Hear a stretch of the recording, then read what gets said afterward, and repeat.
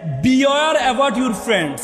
বন্ধুত্ব করার ক্ষেত্রে সচেতন হইতে হবে। It's a very important. তোমার কে বন্ধু হবে? দেখো 1 থেকে 12 বছর যারা শিশু, তারা তাদের পরিবার কেন্দ্রিক তারা প্রভাবিত হয়। পরিবারে বুয়া কিভাবে কথা বলে, পরিবারের মা কিভাবে কথা বলে, বাবা কিভাবে কথা বলে, দাদা কিভাবে কথা বলে, বুয়া কিভাবে কথা বলে, এভাবে প্রভাবিত হয়। আর 13 থেকে 19 টিনেজ যাদেরকে বলে, তারা প্রভাবিত হয়েছে বন্ধু ধারা। আর 20 থেকে 35 তারা প্রভাবিত হয় সমাজ ধারা। তার মানে তোমরা যে টিনেজে আছো, তোমরা তোমাদের বন্ধু দ্বারা প্রভাবিত হও। তোমার বন্ধু যদি নামাজি হও, তাহলে তুমি কখনো তার সাথে না গেলেও একদিন হলো নামাজে যাবা। আর তোমার বন্ধু যদি নেশাখোর হয়, তুমি না খেলেও কখনো কখনো তার ফান্দে পড়ে তুমি নেশা শুরু করবা। তোমরা ফার্সি কবি শেখ সাদির নাম শুনেছো? শেখ সাদি একবার একটা ডেলা পেয়েছেন, ডেলা, মাটির ডেলা। তিনি মাটির ডেলার মধ্যে অনেক গ্রান পাওয়া যাচ্ছে। উনি ডেলাকে জিজ্ঞেস, তুমি কি আতর জানি? সে বলছে, না আমি তো আতর জানি না, আমি তো একটা মাটির ডেলা। বলছে, তোমার মধ্যে গ্রানটা কোথা থেকে আসছে? বলে যে আমার ডেলাটা ছিল একটা ফুল গাছের নিচে, সবসময় পাপড়ি পড়তো, পাপড়ি পরে পরে আমি গ্রানে পরিণত হয়েছে। আল্লাহ রাসূল বলছে, তোমরা আতরের দোকানে যাবা,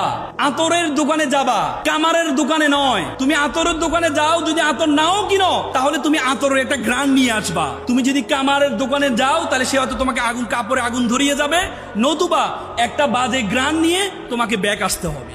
সুতরাং তুমি যদি তোমার সঙ্গ ইজ ভেরি ইম্পর্টেন্ট। কে তোমার সঙ্গ হবে?